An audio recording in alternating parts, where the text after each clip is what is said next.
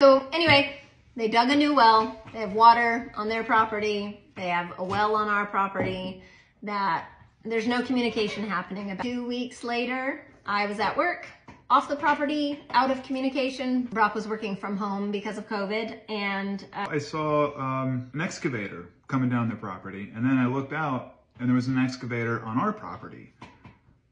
And so I was like, oh goodness, looks like I have to go find out what's going on while this guy is trespassing on a property. Yes. And I went up there and I talked to the guy. I said, hey, you're on my property, what's going on?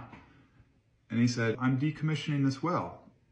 And I said, okay, that I don't know anything about this. What's going on? What does that entail?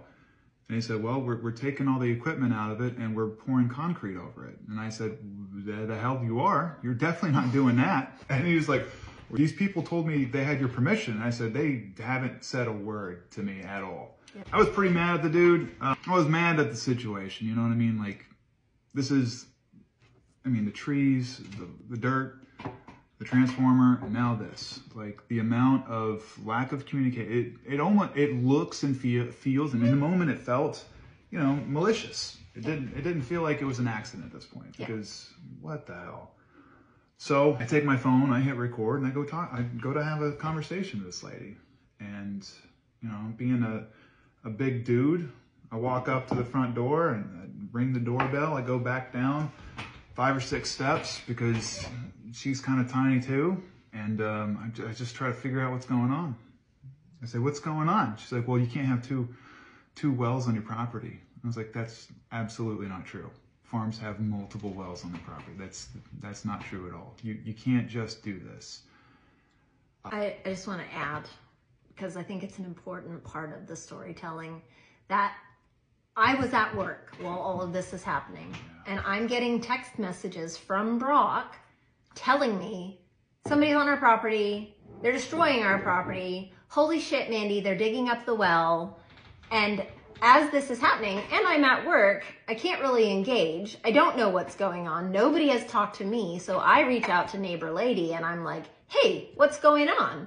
And I get a text message from her saying, the well people told us that we can't have 2 running wells, so we're decommissioning it. And I respond with, well, that feels like something that we should have been told beforehand. And her response was, I thought we had talked about it, but I guess I forgot. The next text message that I got from her was, your husband was just at my house screaming in my face and cussing at me, and I slammed the door on him. I can't live like this. So I'm at work and my nervous system is engaged. My husband is upset. Something is going on that I'm not a part of. And a friend of mine tells me my husband was just screaming at her face and cussing at her. Okay.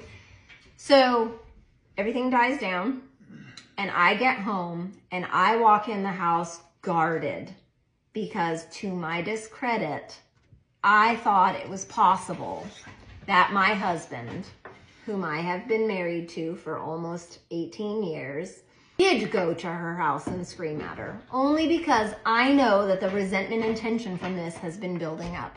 So I tell him, tell me the whole story. What happened? And he pulls out his phone, puts it on the counter, and just pushes play. I'm sitting there listening to the recording of him going to their house, ringing the doorbell, saying to her, hey, what is going on? And what I immediately hear is my very large, powerful husband use his well-trained customer service voice. He was patient. He was kind. He pointed out incorrect things that she said, and she just kept saying, no, you can't. You don't know. You don't understand. Coming at him, energetically, coming at him. And finally, he said something like, you cannot keep doing the wrong thing and then treat us like we're the bad guys. And that's when she slammed the door on him as the recording ends.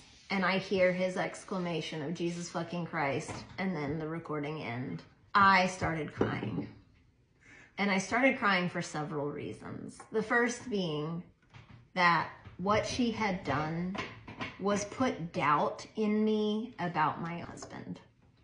She had made me feel like he completely overreacted. He went off the handle. She couldn't handle being near him.